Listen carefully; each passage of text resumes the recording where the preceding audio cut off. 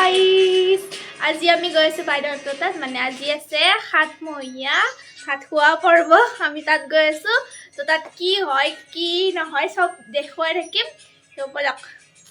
আমি ওলাই গৈছো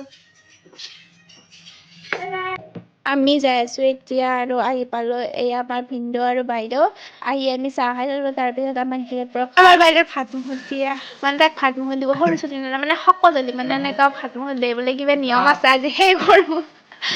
মানুহটো সকলো পেটটো গোটা লাগিছে খাই খাই কিন্তু চৰ্বি বাঢ়ি গৈছে এইটো নাচিকে ফুলতে ব্যস্ত ফল খাৱা ইটো তা কথা পাতব এনকে আপি চলি জানো অলপ ধেমালি কৰিলো দেই আৰু খালো দৈ আৰু গজা তাৰপিছত খালো টেঙা আৰু এই